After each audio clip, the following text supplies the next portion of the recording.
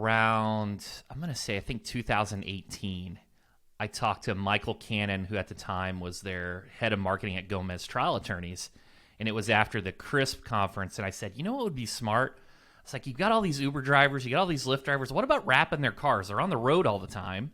That's where we want to advertise. And I think actually they ended up being an early client of yours in the PI space. Yeah, they were. The Gomez firm. We are very appreciative. John Gomez is a great guy, a great role model. Yeah, they blitzed like Riverdale, California. And that kind of helped us get on the map, actually, because they were a name. People were seeing the cars. And things just, California, there's no shortage of PI attorneys in California. So right.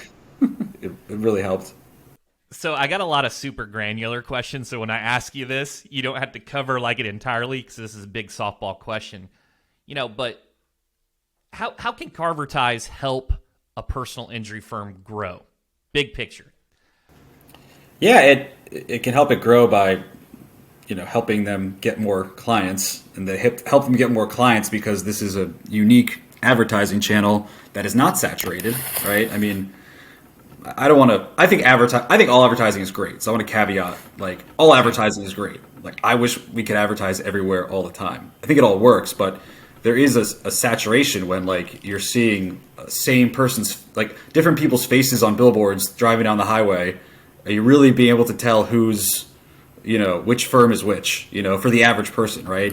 You're watching daytime TV and there's just law firm ad after law firm ad. Like, it's important, but again, it's like, how do you really stand out? And, doing something different, like wrapping cars, lets you stand out. And I think one thing we've added to the product over the last few years, really specifically for PI firms, is being able to target places with the cars. So we've had law firms send cars to chiropractic centers or hospitals, or different sporting events, places where they know their target demographic is going, and you could send cars there. We call it active at a home. It's don't just sit back and hope people are seeing your message.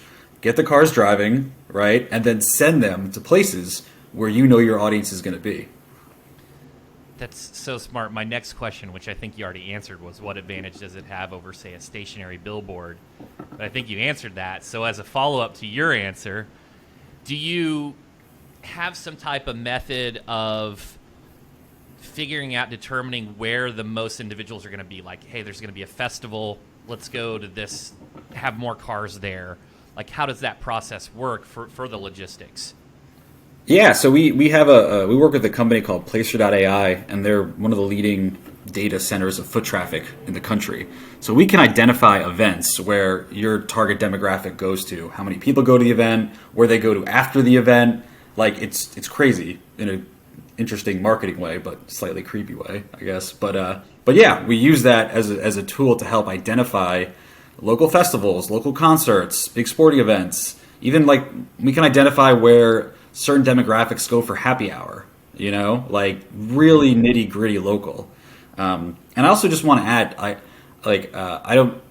I view us as, it's not an either or, it's an and. Like, Carvertise is a great complement for billboards, for TV, for radio. I don't want to make it seem like those are stale mediums that don't work. It's Carvertise can help make those mediums come to life even better. You're listening to an ad on the radio and then you see a car next to you.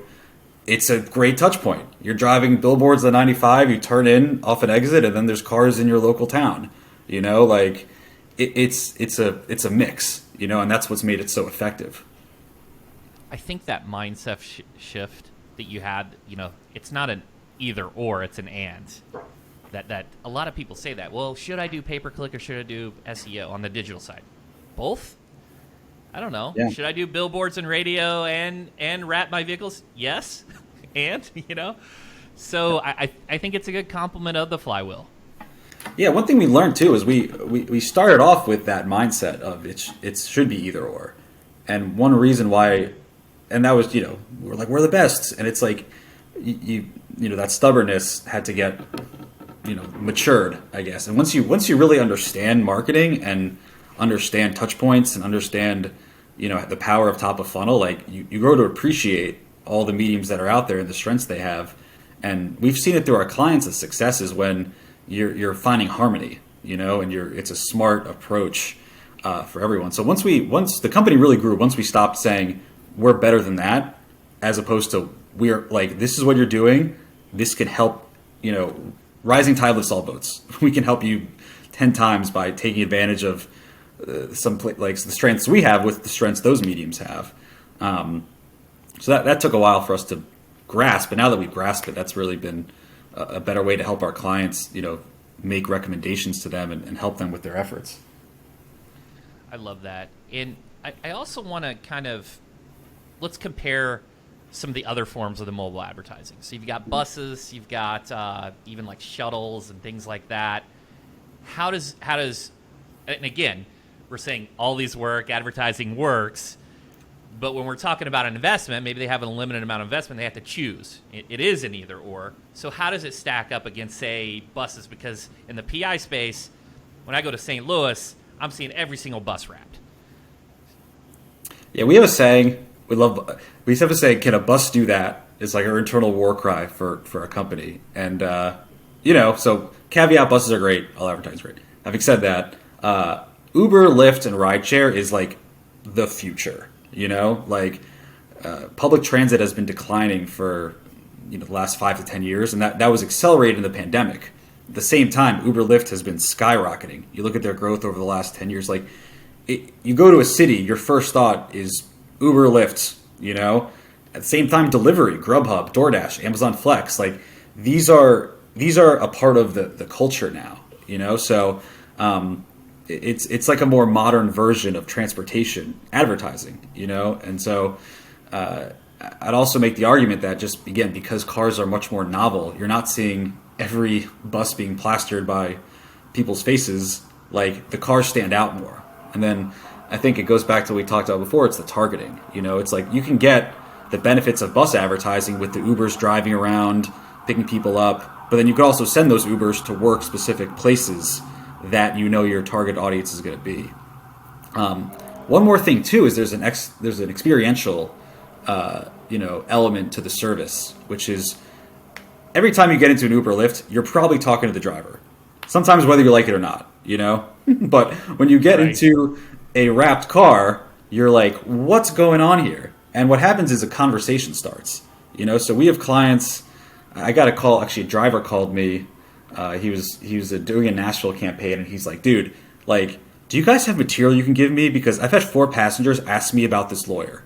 And I'm like, yeah, we can mail you some stuff, but, get them to go to the number. He's like, yeah, but that's is there just something I can give them? I'm like, yeah, we'll send something over. So there's stuff like that happens all the time with people are actually engaged and they're actually paying, they're curious. It doesn't feel like they're being advertised at. It's like, they're like, what is this? And that change in response is something that, a big advantage we have to catch people at the right time.